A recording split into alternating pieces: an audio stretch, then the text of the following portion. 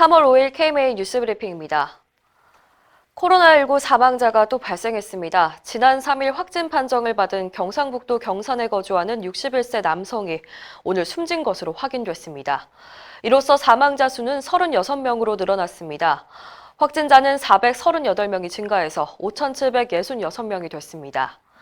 확진자와 사망자는 대구와 경북에 집중돼 있습니다. 전국 확진자의 약 97%가 대구에서 발생했는데 거의 모두 대남병원과 신천지와 연관이 돼 있습니다. 서울도 확진자가 100명을 넘어섰습니다. 오늘 용산구에서 49세 여성이 확진 판정을 받았는데 이로써 서울은 25개 자치구 중에서 중구와 강북구 두 곳만 빼고 모두 확진자가 나왔습니다. 의료인용 마스크 공급이 큰 차질을 빚고 있다는 지적에도 불구하고 정부는 이렇다 할 대책을 내놓지 않고 있습니다. 어제 식약처는 일주일 전부터 의료기관에 최우선으로 마스크를 공급하고 있다고 밝혔는데 일선 의료기관에선 믿을 수 없다는 분위기입니다.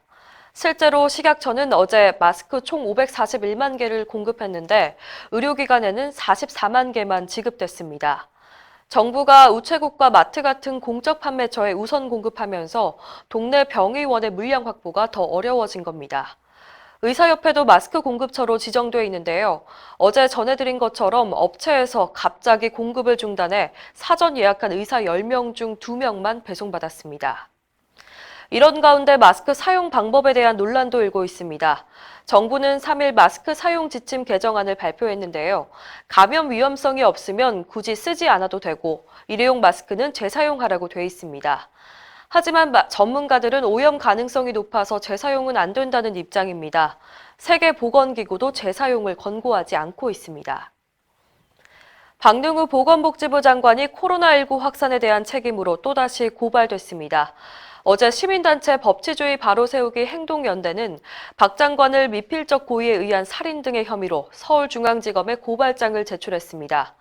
이 단체는 현 정부가 의협의 권고를 무시하고 초기에 중국 전역에 대한 입국 제한을 하지 않아서 지금의 참사가 일어났다며 현 정부가 바로 살인자라고 주장했습니다.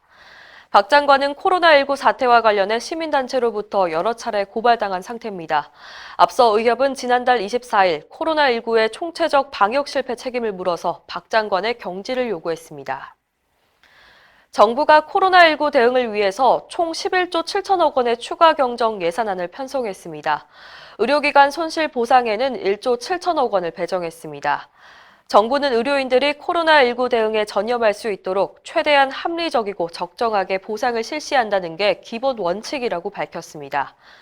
정부가 손실보상을 약속하고 예산도 배정했지만 지금 당장 의료기관들은 고통에 신음하고 있습니다.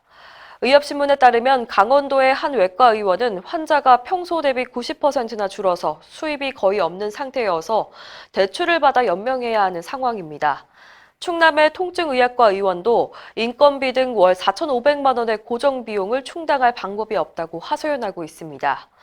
코로나19 사태 여파로 호흡기 환자를 주로 보는 내과와 이비인후과의 타격이 심하고 특히 올해 새로 개원한 의사들이 큰 부담을 겪고 있습니다. 코로나19 극복을 기원하는 따뜻한 손길이 이어지고 있습니다. 마치 과거 IMF 당시 전 국민이 참여했던 근무오기 운동을 연상케 하는데요. 지금까지 여러 단체를 통해 모인 성금이 1,000억 원을 넘어섰습니다. 의협이 추진하는 의사회원 대상 모금 운동도 활발합니다.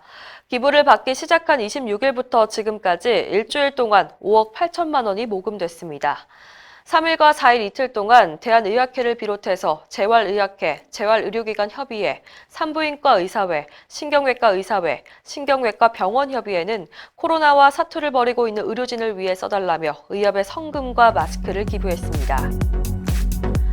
이상으로 뉴스브리핑을 마칩니다. 자세한 사항은 의협신문을 참고하시길 바랍니다.